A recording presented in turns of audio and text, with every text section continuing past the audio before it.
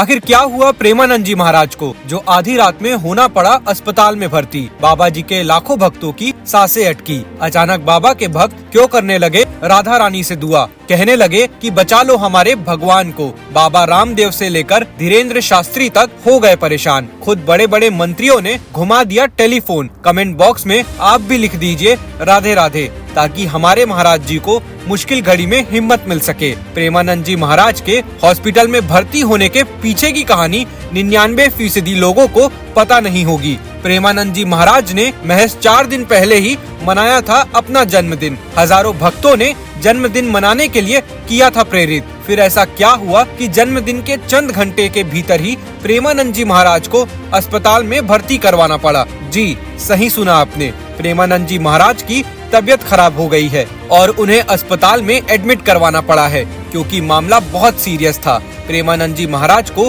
Kidney से संबंधित बहुत भयंकर बीमारी थी, जिसके चलते युवा अवस्था में ही उनकी दोनों किडनियां खराब हो गई हैं। जहां कोई आम शख्स बिना किडनी के 1 साल जिंदा नहीं रह पाता, वहीं पिछले 18-19 सालों से प्रेमानंद जी महाराज अपना हर काम बहुत आसानी से करते हैं। सिर्फ 4 घंटे की नींद लेते हैं और वृंदावन की परिक्रमा लगाने के साथ ही स्वस्थ जीवन जीते हैं। ऐसे में लोग जानना चाहते हैं कि आखिर महाराज जी को कौन सी गंभीर बीमारी थी कि उनकी दोनों किडनियां खराब हो गई। दरअसल महाराज जी को autosomal dominant polycystic kidney disease था। एक्सपर्ट की माने तो ये बीमारी जेनेटिक होती है। ये बीमारी 30 से 50 साल की उम्र में उभर कर आती है। ये बीमारी किडनी की गंभीर बीमारियों में से एक होती है। ये बीमारी माता पिता से बच्चों में आती है। इस बीमारी में किडनी का साइज बड़ा होने लगता है। इससे सिस्ट यानी पानी और गांठें बन जाती हैं। गांठें धीरे धीरे बढ़ने लगती हैं, जिसकी वजह से धीरे धीरे करके किडनी काम करना बंद कर देती है,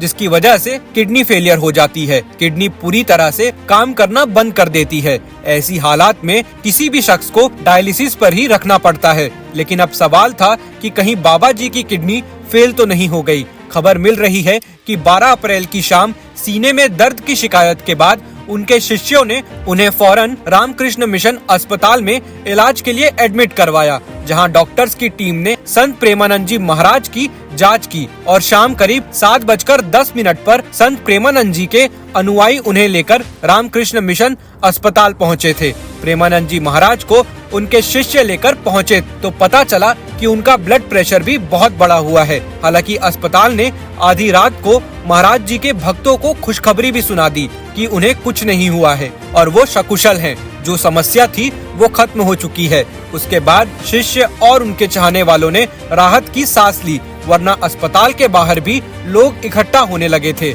इतना सुनने के बाद तो जैसे वृंदावन में देर रात दिवाली मनाई जाने लगी, वैसे संत प्रेमानंद जी किडनी की गंभीर बीमारी से जूझ रहे हैं और समय समय पर उनकी डायलिसिस भी होती रहती है। इतनी गंभीर बीमारी होने के बाद भी वो रात के 2 बजे अपने घर श्री कृष्ण शरणम से पैदल ही रमन रेती स्थित राधा केली कुंज आश्रम पहुंचते हैं और देश भर से आने वाले श्रद्धालुओं को दर्शन देते हैं। संत प्रेमानंद के दर्शन के लिए सड़क पर हजारों श्रद्धालु महाराज के एक दर्शन को मरते हैं। अभी 5 दिन पहले 8 अप्रैल को महाराज जी का जन्मदिन था। उस दिन उनके दर्शन पाने के लिए देश और विदेश के लाखों श्रद्धालु वृंदावन पहुंचे थे।